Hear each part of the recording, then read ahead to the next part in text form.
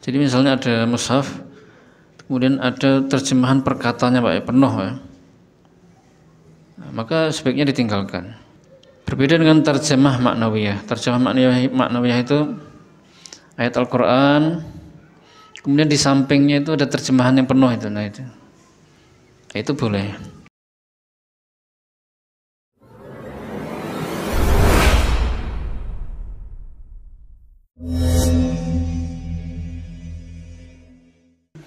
Assalamualaikum warahmatullahi wabarakatuh.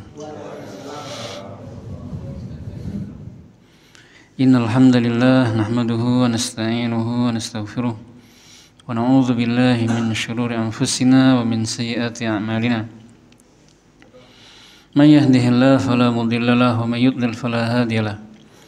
Asyhadu an la ilaha illallah wahdahu la syarika lah wa asyhadu anna Muhammadan abduhu wa rasuluh.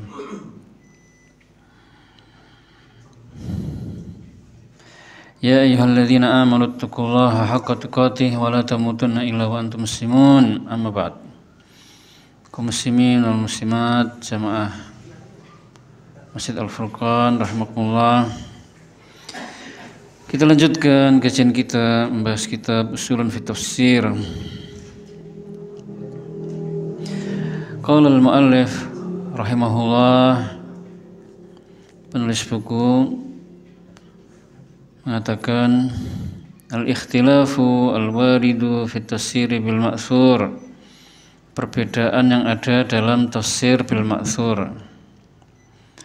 Tafsir bil ma'thur, tafsir dengan riwayat, maksudnya adalah tafsir Al-Quran dengan Al-Quran, Al-Quran dengan As-Sunnah, Al-Quran dengan perkataan para sahabat, penafsiran Al-Quran dengan perkataan tabi'in. Itu namanya tafsir bil ma'thur Pak ya. Kalau contoh kitab tafsirnya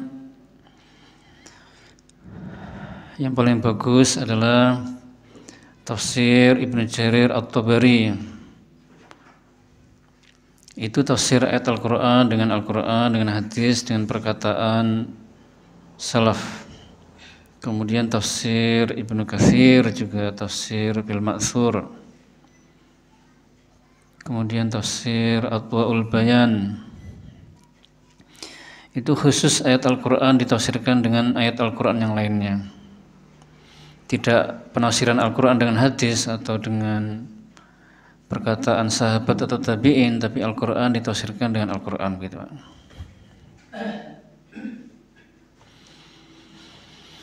Al-ikhtilaful waridu fi tafsir bil ma'thur ala thalathati aqsam. Perbedaan yang ada di dalam tafsir bil ma'thur itu ada 3 bagian atau 3 macam. Al-qismul awwalu ikhtilafun fil lafzi dunal ma'na. Fahadha la ta'thira lahu fi ma'na al-ayah. Misaluhu qauluhu ta'ala wa qadha rabbuka alla ta'budu illa iyyah. Qala Ibnu Abbas qadha amara wa qala Mujahid wassa wa qala Rabi' Ibnu Anas aujaba wa hadhihi tafsiratu ma'naha wahid aw mutaqarib fala ta'thira li hadzal ikhtilaf fi ma'na al-ayah. Perbedaan yang pertama, bagian pertama atau macam pertama adalah ikhtilafun fil lafzi dunal makna, perbedaan dalam lafaz tapi makna tidak berbeda. Perbedaan dalam lafaz maknanya tidak berbeda. Maka ini tidak mempengaruhi makna ayat. Contohnya firman Allah Ta'ala wa qadha rabbuka alla ta'budu illa iyyah, dan Rabbmu memerintahkanmu agar kamu tidak beribadah kecuali hanya kepadanya. Ibnu Abbas, seorang sahabat, menafsirkan qadha adalah amara, memerintahkan. Mujahid mengatakan, seorang tabi'in Mujahid mengatakan qadha maknanya adalah wassa, mewasiatkan. Ar-Rabi' bin Anas, seorang tabi'in mengatakan aujaba, mewajibkan. Maka tafsiran-tafsiran ini maknanya satu atau mirip, maka tidak mempengaruhi makna ayat. Jadi itu kaum muslimin, macam yang pertama, perbedaan dalam lafadz tapi maknanya tidak berbeda. Maka ini sama sekali tidak mempengaruhi makna ayat. Jadi ayat Al-Quran atau lafadz Al-Qurannya dimaknai dengan semua penafsiran tadi. Contohnya firman Allah Ta'ala, wa qadha rabbuka alla ta'budu illa iyyah. Qadha ditafsirkan bermacam-macam. Ibnu Abbas mengatakan qadha maknanya adalah amara, memerintahkan. Mujahid, ahli tafsir dari kalangan tabi'in, mengatakan qadha adalah wassa, mewasiatkan. Ar-Rabi' bin Anas mengatakan qadha maknanya adalah aujaba, mewajibkan. Lafadznya berbeda-beda Pak ya, amara, wassa, aujaba. Tapi penafsiran-penafsiran ini maknanya sama atau mirip.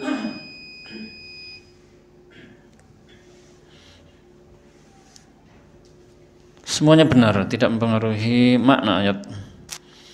Al-qismu tsani ikhtilafun fil lafzi wal ma'na. Wal ayatu tahtamilul ma'nayaini li'adami at-tadad bainahuma. Fatuhmalul ayatu 'alaihima wa tufassaru bihima. Wa yakunul jam'u baina hadzal ikhtilaf anna kulla wahidin minal qawlain dzukira 'ala wajhi tamtsil lima ta'nihi al-ayah. Awit tanwi' mithaluhu qawluhu ta'ala watlu 'alaihim naba'al ladzi atainahu ayatina fansalakha minha fa'atba'ahu asy-syaitanu fakana minal ghawin walau syi'na larafa'nahu biha walakinnahu akhlada ilal ardi wattaba'a hawah. Qala Ibnu Mas'ud huwa rajulun min Bani Israil wa 'an Ibni Abbas annahu rajulun min ahli al-Yaman wa qila rajulun min ahli al-Balqa. Wal jam'u baina hadhil aqwal an tuhmal al-ayatu 'alaiha kulliha li'annaha tahtamiluha min ghairi tadad wa yakunu kullu qawlin dzukira 'ala wajhi tamtsil. Macam yang kedua atau bagian yang kedua adalah perbedaan dalam lafadz dan makna.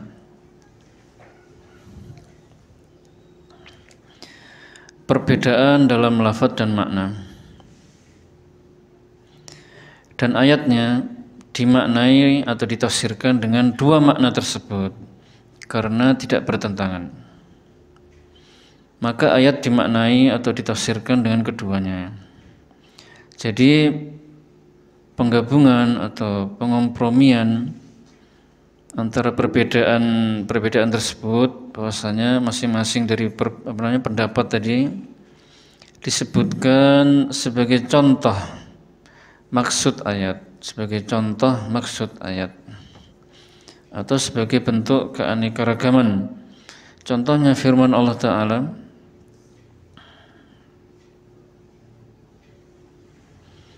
yang artinya, bacakanlah Muhammad kepada mereka berita tentang orang yang kami berikan kepadanya ayat-ayat kami, lalu dia melepaskan diri dari ayat-ayat itu,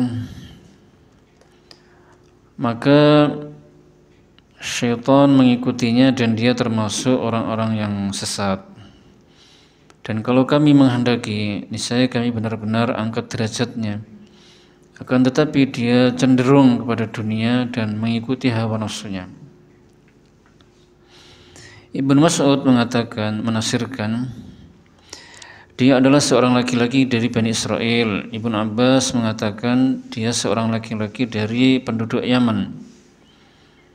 Dan sebagian yang lain mengatakan dia adalah laki-laki dari penduduk Balqa.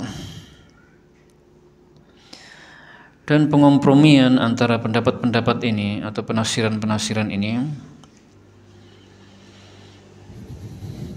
yaitu ayatnya dibawa kepada semua pendapat tadi. Karena apa? Karena tidak ada kontradiksi, karena tidak bertentangan antara tiga pendapat tadi, sehingga setiap pendapat itu disebutkan sebagai contoh. Macam yang kedua kaum muslimin wal muslimat adalah perbedaan dalam lafadz dan makna. Lafadznya berbeda, maknanya juga berbeda. Tetapi ayat ditafsirkan, dimaknai dengan keduanya. Bisa ditafsirkan dengan semua makna-makna tadi, dimaknai dengan semua penafsiran-penafsiran tadi, Pak ya.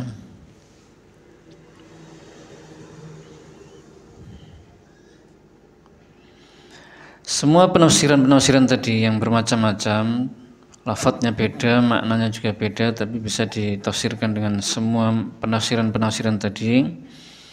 Ada yang bentuknya sebagai contoh maksud ayat, yang satunya sebagai bentuk keanekaragaman. Adapun contoh sebagai contoh ayatnya, yang dia itu sebagai contoh maksud ayat, adalah firman Allah Ta'ala, watlu alaihim naba'al ladzi atainahu ayatina, sampai Al-A'raf ayat 175 sampai 76. Satu ayat penuh, Pak ya. Tadi artinya sudah dibacakan, Pak ya. Ayat itu perintah Allah kepada Nabi Muhammad, bacakanlah Muhammad ke umatmu, ke kaummu, berita tentang orang yang kami berikan kepada orang tersebut ayat-ayat kami. Jadi Allah sudah memberi karunia kepada orang tersebut berupa ayat-ayat yang dia hafal, yang dia menguasai.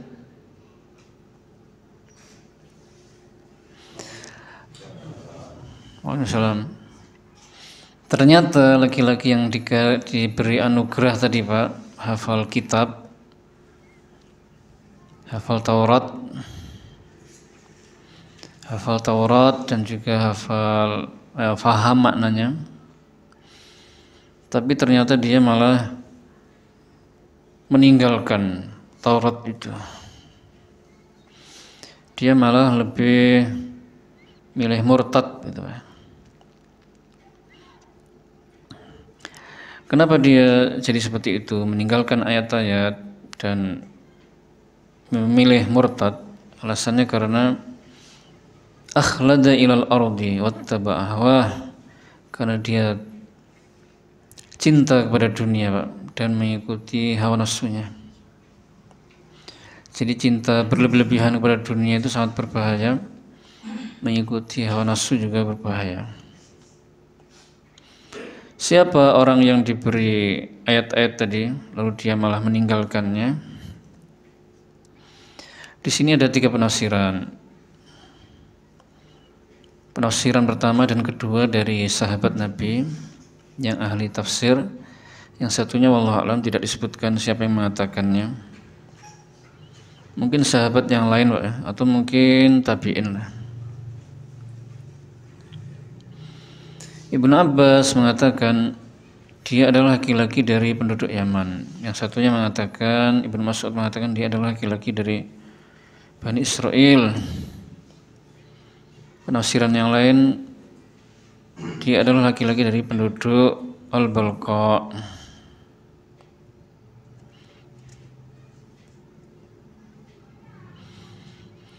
Jadi penafsiran tadi tidak bertentangan,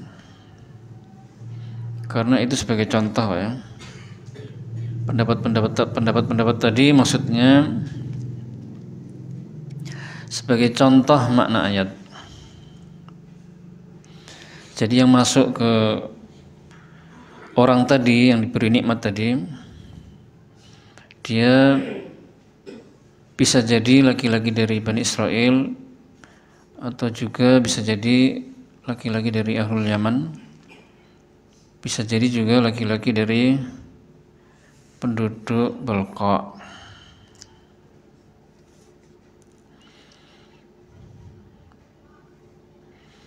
Maka kaum muslimin, kalau kita mendapatkan hidayah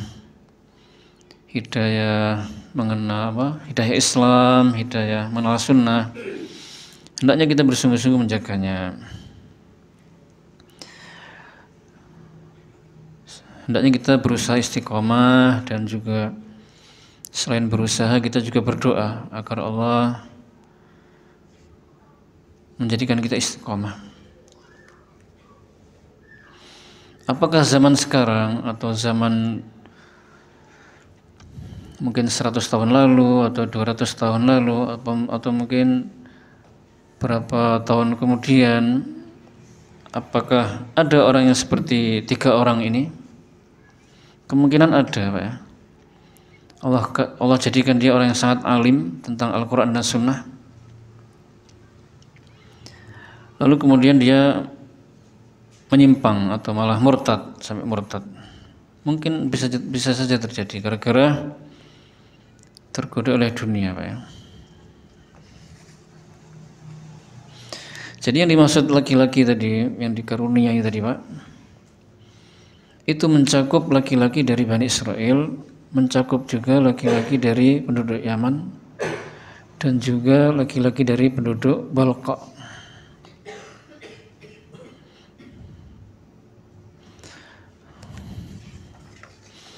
Contoh yang kedua, sekarang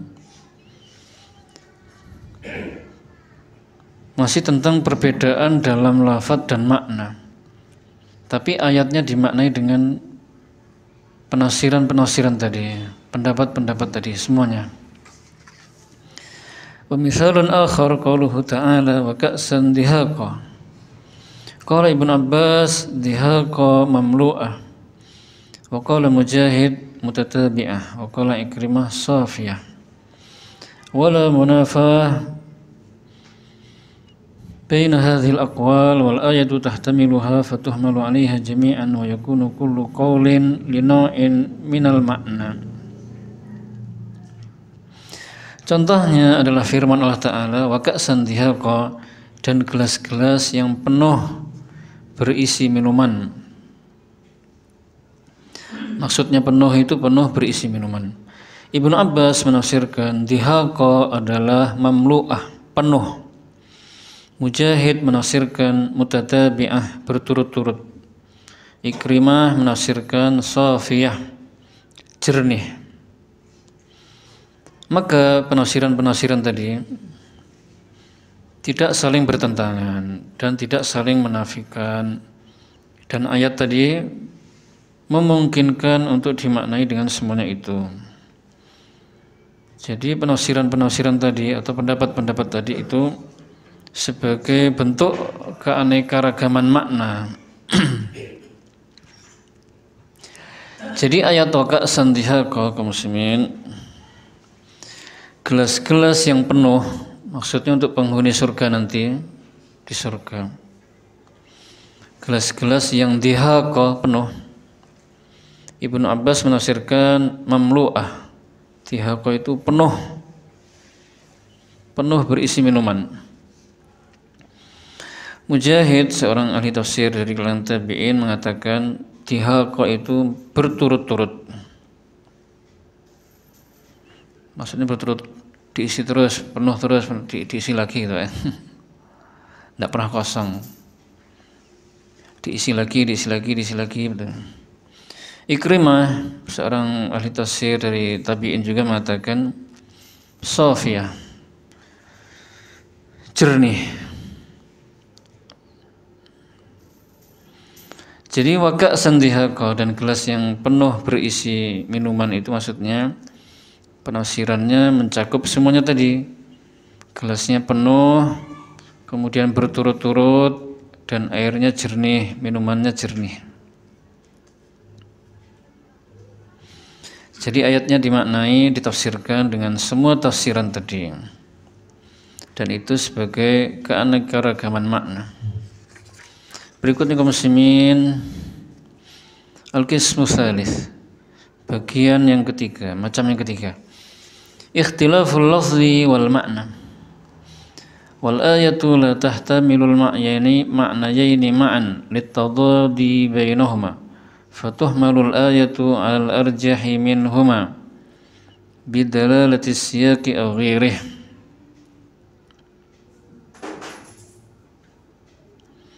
Yang ketiga ini secara awalnya sama dengan yang kedua tadi Pak ya, yaitu berbeda lafadz dan makna. Perbedaan dalam lafadz dan makna. Tetapi ayatnya tidak dimaknai dengan kedua makna tersebut karena bertentangan. Ayatnya tidak dimaknai dengan kedua makna tersebut secara bersama-sama karena saling bertentangan. Maka ayat itu dimaknai dengan makna yang lebih kuat dari makna-makna atau penafsiran-penafsiran tadi, karena ditunjukkan oleh redaksi, konteks atau yang lainnya. Contoh yang pertama, ada dua contoh. Misalu dzalika qauluhu ta'ala innama harrama 'alaikumul maitata wad-damma wa lahmal khinzir wa ma uhilla bihi li ghairillah faman ittara ghaira baghin wala 'adin fala isma 'alaihi innallaha ghafurur rahim. Qala Ibnu Abbas ghairu baghin fil maitah wala 'adin fi aklih wa qila ghairu kharijin 'alal imam wala 'asin bi safarih. Wal arjahul awwal li'annahu la dalila fil ayati 'ala tsani wa li'anna al-maqsud bi hilli ma dzukira daf'ud darurah وهي واقعة في حال الخروج على الإمام في حال السفر المحرم وغير ذلك. Contohnya adalah firman Allah Ta'ala yang artinya sesungguhnya Dia Allah mengharamkan bagi kalian bangkai. Tapi tentu bangkai di sini ada penafsiran lagi Pak ya, kecuali bangkai ikan dan bangkai apa? Belalang. Dan darah di sini maksudnya darah yang mengalir. Kalau kita menyembelih sapi, mengucur itu, nah itu. Tapi kalau darah yang ada di urat atau di dalam dagingnya itu tidak haram, tidak haram. Walahmal khinzir, dan daging babi dan binatang yang disembelih dengan menyebut selain nama Allah. Maka barang siapa yang terpaksa tanpa menginginkan dan tanpa melampaui batas, maka tidak ada dosa baginya. Sesungguhnya Allah Maha Pengampun lagi Maha Penyayang. Ibnu Abbas menafsirkan ayat tadi yang famanittur ghairu baghin wala adin. Ghairu baghin fil maitah, tidak menginginkan bangkai. Wala adin fi aklih, dan tidak melampaui batas dalam memakannya. Dan ada penafsiran yang lain mengatakan tidak disebutkan namanya, mungkin tabi'in Pak. Dia mengatakan ghairu kharijin 'alal imam, tidak keluar memberontak pemimpin dan tidak bermaksiat dalam safar. Maka pendapat yang lebih rajih, yang lebih kuat, yang lebih tepat adalah pendapat yang pertama. Karena tidak ada dalil dalam ayat tersebut untuk pendapat kedua. Tidak ada dalil untuk pendapat kedua dalam ayat tersebut atau tentang ayat tersebut. Karena yang dimaksud dihalalkan dalam ayat tadi adalah karena darurat atau terpaksa. Dan itu bisa terjadi ketika dalam keadaan keluar atau memberontak pemimpin atau dalam keadaan safar dan yang lainnya. Jadi faman yutturra ghairu baghin wala adin fala isma alaih, atau ayat lengkapnya innama harrama 'alaikumul maitah, itu kan berbicara tentang diharamkan bangkai Pak ya, darah, daging babi dan binatang yang disembelih dengan menyebut selain nama Allah. Siapa yang terpaksa tapi tidak menginginkannya dan tidak melampaui batas, maka tidak ada dosa baginya. Ini ada dua penafsiran. Penafsiran yang pertama, penafsiran Ibnu Abbas. Maksudnya adalah siapa yang terpaksa memakan bangkai dan dia tidak menginginkannya dan dia tidak melampaui batas dalam memakannya. Nah, itu penafsiran Ibnu Abbas di situ. Jadi makan itu hanya sekedar untuk menyelamatkan dirinya dari kematian, Pak. Ini penafsiran yang paling tepat, yang lebih kuat, karena betul-betul nyambung, Pak, ya, dengan ayatnya. Sedangkan penafsiran yang kedua, ghairu kharijin 'alal imam wala asin bisafari. Maka barang siapa yang terpaksa tapi tidak keluar memberontak pemimpin dan tidak bermaksiat dalam safarnya, ini kan kurang nyambung, Pak, ya. Sebenarnya bisa ditafsirkan seperti itu asalkan ada dalil yang menguatkan, mendukung penafsiran seperti itu.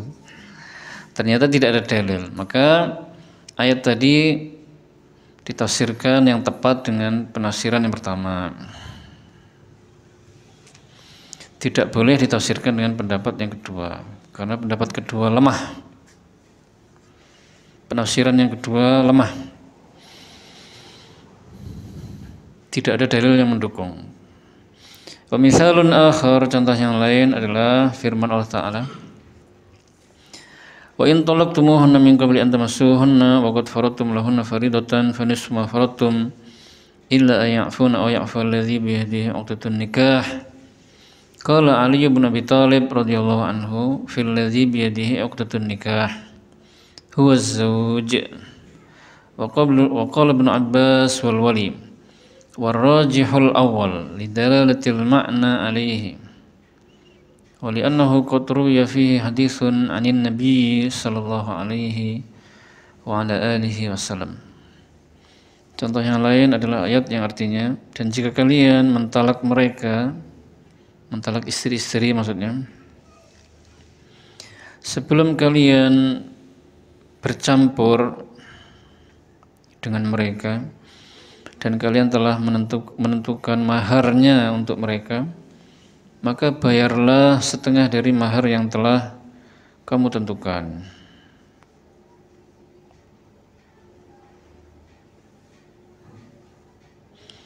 Kecuali jika mereka memaafkan atau dimaafkan oleh orang yang memegang ikatan nikah. Ali bin Abi Thalib menafsirkan, orang yang memegang ikatan nikah itu adalah suami. Ibnu Abbas menafsirkan dia adalah wali. Dan yang rajih, yang lebih kuat adalah penafsiran yang pertama, karena maknanya menunjukkan kepada pendapat pertama, dan juga karena ada hadis yang berbicara tentang hal itu.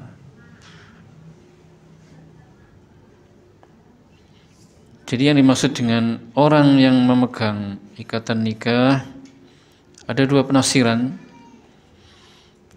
Yang pertama penafsiran dari sahabat Ali, yang kedua penafsiran dari sahabat yang bernama Ibnu Abbas.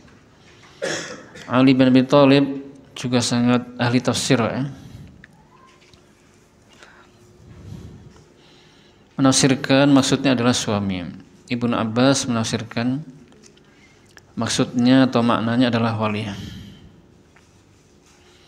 Yang lebih tepat adalah suami, karena maknanya menunjukkan kepada pendapat itu. Di samping itu juga ada hadis yang diriwayatkan berbicara tentang hal itu. Muslimin wal muslimat rahimakumullah. Kita lanjutkan pembahasan baru, Tarjamatul Quran, penerjemahan Al-Quran. At-tarjamatu lughatan tutlaqu ala ma'anin tarji'u ilal bayani wal idah. Tarjamah secara bahasa bermakna penjelasan dan keterangan. Tarjamah secara bahasa bermakna penjelasan dan keterangan. Jadi misalnya kita minta tolong kepada seseorang, Pak, tolong terjemahkan perkataan ini, saya tidak tahu, tidak paham. Maka maknanya seperti, Pak, tolong jelaskan, gitu Pak ya. Jelaskan perkataan ini. Wa fil istilah at-ta'biru 'anil kalami bi lughatin ukhra. Adapun secara istilah terjemah itu, terjemah saja Pak ya, adalah mengungkapkan perkataan dengan menggunakan bahasa lain.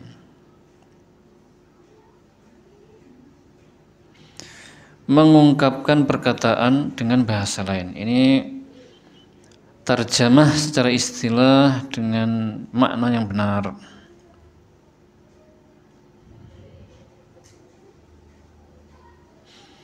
Wa tarjamatul Qur'an at-ta'biru an ma'nahu bil lughatin ukhra. Adapun makna terjemah Al-Qur'an, makna penerjemahan Al-Qur'an adalah mengungkapkan makna-makna Al-Qur'an dengan menggunakan bahasa yang lain. Insyaallah bisa dipahami ini Pak. Berikutnya wa tarjamatu naw'an. Terjemah itu ada dua macam. Ahaduhuma tarjamatun harfiyatun wa dzalika bi ayyudha tarjamatu kulli kalimatin bi izaiha. Asani tarjamah ma'nawiyah atau tafsiriyah. Wa dzalika bi ay yu'abbiru an ma'nal kalam bi lughatin ukhra min ghairi mura'ati al-mufradati wat tertib. Terjemah ada dua Pak. Yang pertama adalah terjemah harfiyah namanya. Artinya terjemah kata per kata. Misalnya alhamdulillahirabbil alamin. Berarti diterjemahkan per kata. Alhamdu terjemahannya lillahi, diterjemahkan Rabb, diterjemahkan al-alamin, diterjemahkan. Yang kedua adalah terjemah maknawiyah secara makna, atau nama lainnya adalah tafsiriyah, yaitu mengungkapkan makna perkataan dengan menggunakan bahasa lain tanpa merubah kosakata dan susunan kata. Contohnya alhamdulillahirabbil alamin langsung diterjemahkan satu ayat. Alhamdulillahirabbil alamin, segala puji hanya bagi Allah, Rabb semesta alam. Atau segala puji bagi Allah, Rabb semesta alam. Atau mungkin ditambahi juga segala puji bagi Allah, Rabb semesta alam yang berhak disembah. Berikutnya kaum muslimin, sekarang contohnya. Misalu dzalika qauluhu ta'ala inna ja'alnahu Qur'anan Arabiyyan la'allakum ta'qilun. Fatarjamatul harfiyah an yutarjima kalimati hadhil ayah kalimatan kalimatan. Fatarjamu inna summa ja'alnahu summa Qur'anan summa Arabiyyan wa hakadha. Contoh terjemah harfiyah perkata ayat inna ja'alnahu Qur'anan Arabiyyan la'allakum ta'qilun. Inna diartikan dulu, terjemahkan. Ja'alnahu diterjemahkan, Qur'anan diterjemahkan, Arabiyyan diterjemahkan, dan begitu seterusnya. Wa tarjamatul ma'nawiyah an yutarjima ma'nal ayati kullaha biqat'in nazari an ma'na kulli kalimatin wa tartibiha wa hiya qaribatun min ma'na tafsiril ijmali. Terjemah maknawiyah adalah menerjemahkan makna ayat secara keseluruhan tanpa memperhatikan makna kata per kata dan urutannya. Dan ini dekat dengan makna tafsir secara umum.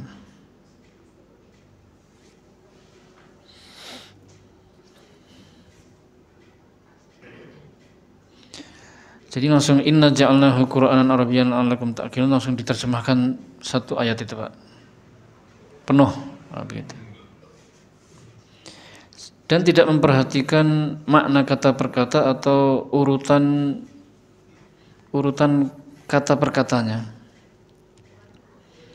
Kalau penerjemahan kata per kata kan urut Pak. Misalnya apa ya?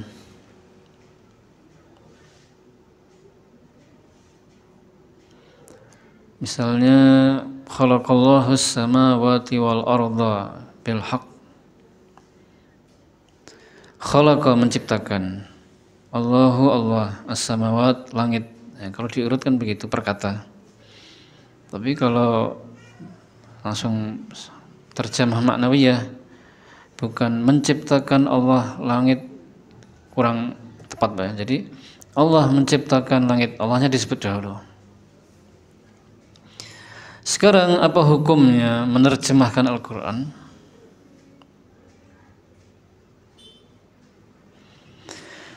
Hukmu terjematil Quran, hukum menerjemahkan Al-Quran.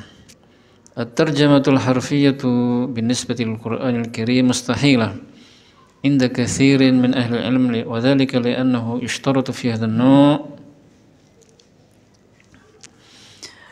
min at-tarjamati syurutun la yumkinu tahaqququha ma'aha. Terjemah kata per kata, penerjemahan Al-Quran kata per kata itu mustahil menurut jumhur ulama, karena di sana ada syarat-syarat yang harus dipenuhi dalam metode penerjemahan kata per kata ini yang tidak mungkin terpenuhi. Syarat-syaratnya apa yang tidak bisa dipenuhi ternyata? Yang pertama adalah wujudu mufradatin fil lughatil mutarjami ilaiha bi izai hurufil lughatil mutarjami minha. Harus ada kesesuaian antara kosakata bahasa asli dengan bahasa terjemahan, Pak. Dan itu sulit. Seandainya ada yang sama, nanti banyak yang berbeda. Bahkan juga huruf juga ada yang berbeda. Terutama huruf dhad, yaitu di bahasa-bahasa lain tidak ada. Yang kedua adalah wujudu adawatin lil ma'ani fil lughatil mutarjam ilaiha musawiyatun aw musyabihatun lil adawati fil lughatil mutarjam minha.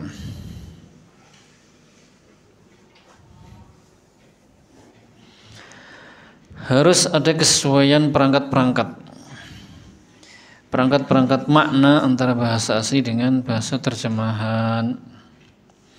Perangkat-perangkat kata tanya, kemudian kata-kata penguat,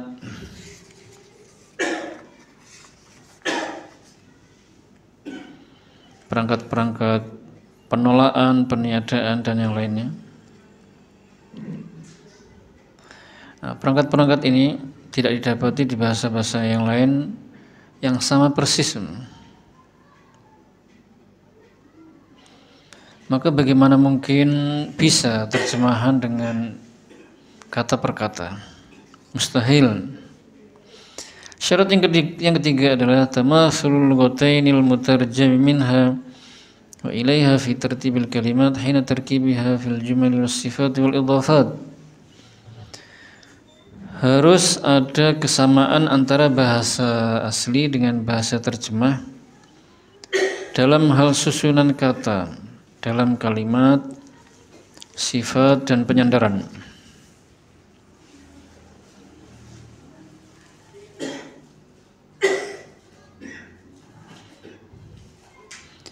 Dan ini juga sulit. Nanti seandainya ada yang sama, nanti di bagian kalimat mana berbeda gitu ya. Ketika disusun kalimat lengkap gitu tidak sama.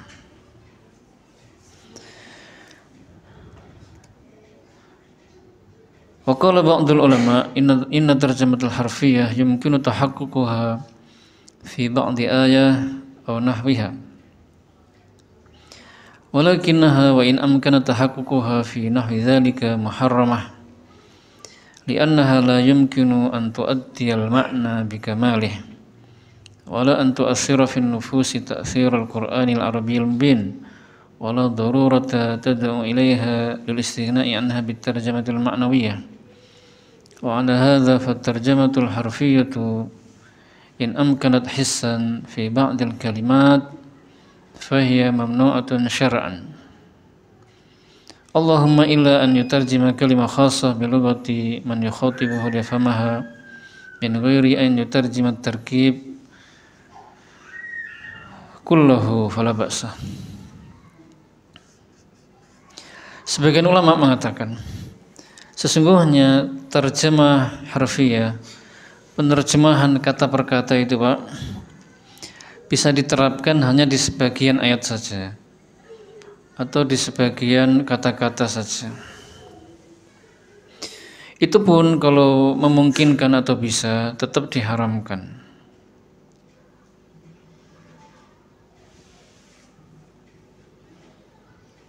Itu pendapat sebagian ulama Pak ya, diharamkan kata per kata itu. Kalau seluruhnya maksudnya. Karena tidak mungkin mengungkapkan makna secara menyeluruh.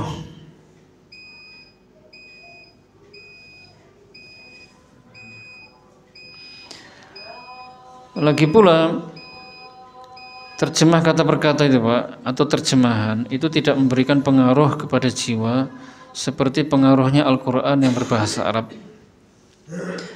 Dan tidak ada hal yang mendesak untuk menggunakan terjemah kata per kata, karena sudah cukup dengan terjemah secara makna.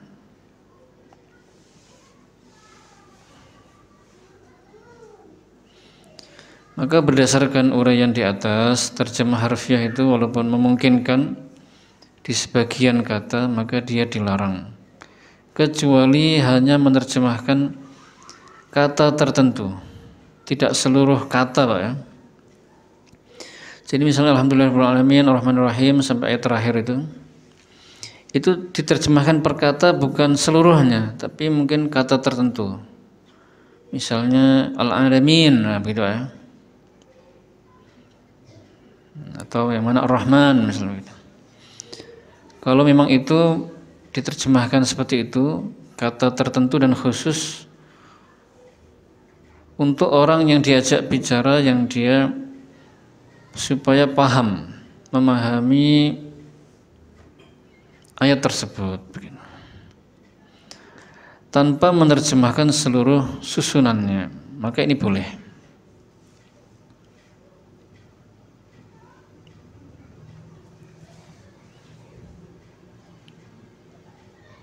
Jadi misalnya ada mushaf, kemudian ada terjemahan perkataannya Pak ya, penuh ya. Maka sebaiknya ditinggalkan. Tinggalkan saja. Berbeda dengan terjemah maknawiyah. Terjemah maknawiyah itu ayat Al-Quran, kemudian di sampingnya itu ada terjemahan yang penuh itu. Nah itu boleh. Ini penjelasan setelahnya. Wa amma terjematul ma'nawiyah lil Quran fahiya jaizah fil asl li'annahu la mahdhura fiha wa qad tajibu hina takunu wasilatan ila iblaghil Qur'ani wal Islam li ghairi natiqina bil lughatil arabiyyah li'anna iblagha dzalika wajibun wa ma la yatimul wajibu illa bihi fa wajib.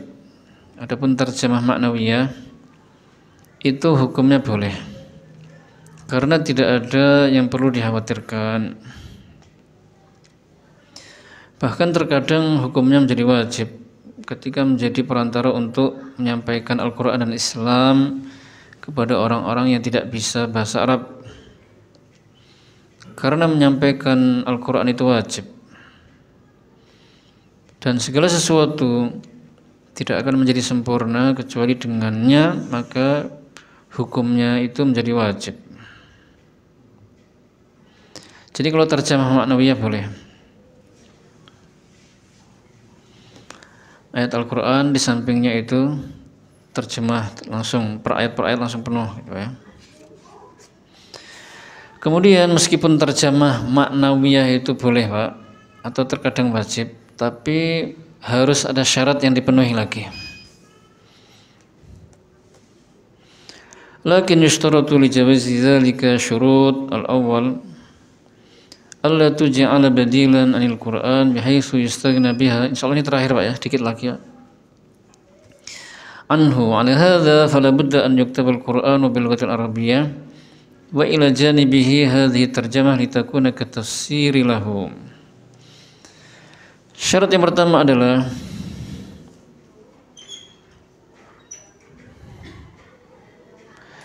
tidak menjadikan terjemah maknawiyah itu sebagai pengganti Al-Quran sehingga merasa cukup dengannya saja. Oleh karena itu ayat Al-Qur'annya harus ditulis dengan bahasa Arab, lalu di sampingnya terjemahan maknanya, sehingga dia menjadi seperti tafsir bagi ayat tersebut. Jadi terjemah maknawiyah itu boleh, syaratnya yang pertama ayat Al-Qur'annya itu juga harus ditulis Pak. Ayat Al-Qur'annya harus ditulis seperti contoh yang di mushaf ini. Baru di sampingnya terjemahan penuh. Bukan per kata tapi langsung per ayat. Tidak boleh hanya kitab itu isinya hanya terjemahannya, tidak ada Al-Qur'annya. Tidak boleh. Apalagi sampai kalau yang dibaca itu hanya terjemahannya saja, Al-Qur'annya tidak dibaca, tidak boleh. Kalau hanya terjemahannya per ayat itu, penerjemahan secara makna, tidak ada Al-Qur'annya, apalagi sampai Al-Qur'annya tidak dibaca, maka ini sama dengan mengganti Al-Qur'an dengan terjemahan itu.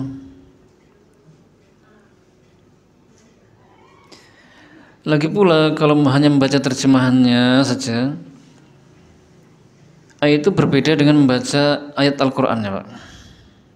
Kalau membaca ayat Al-Qur'annya, faham atau tidak faham, itu ada pengaruhnya ke hati.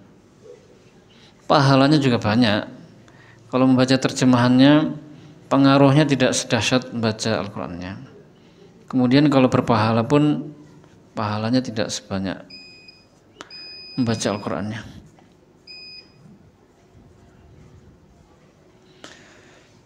Tinggal 3 syarat Pak, pendek-pendek insyaallah.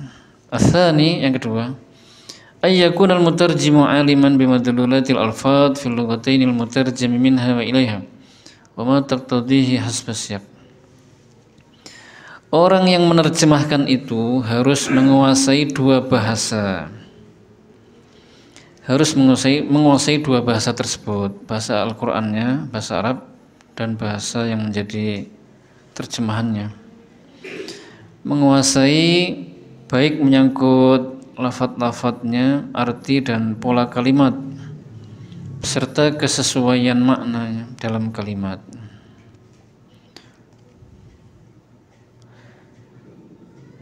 Syarat yang ketiga, ats-tsalits ayyakuna aliman bima'anil alfadz asy-syar'iyyah fil Qur'an.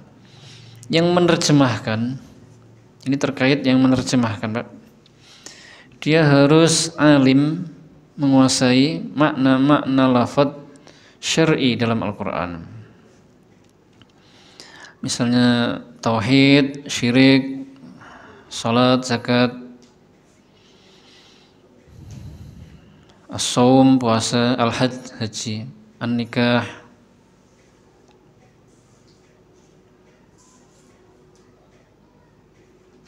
dan yang lainnya. Dia harus menguasai betul. Ar-rabi', syarat yang keempat, wala tuqbalu tarjamatu lil Qur'anil Karim illa min ma'munin 'alaiha bihaitsu yakunu musliman mustaqiman fi dinih. Terjemah Al-Qur'an atau penerjemahan Al-Qur'an itu tidak boleh diterima kecuali dari orang yang bisa dipercaya melakukannya. Yang mana atau yaitu dia adalah seorang muslim yang istiqomah agamanya. Jadi yang menafsirkan tadi itu di samping menguasai, dia juga harus orang yang bisa dipercaya, yaitu seorang muslim yang saleh, yang lurus agamanya. Gitu Pak ya. Baik, kajiannya sampai sini mudah-mudahan bermanfaat. Akhirul kalam, subhanakallahumma bihamdika, asyhadu an la ilaha illa anta, astaghfiruka wa atubu ilaik. Wassalamualaikum warahmatullahi wabarakatuh.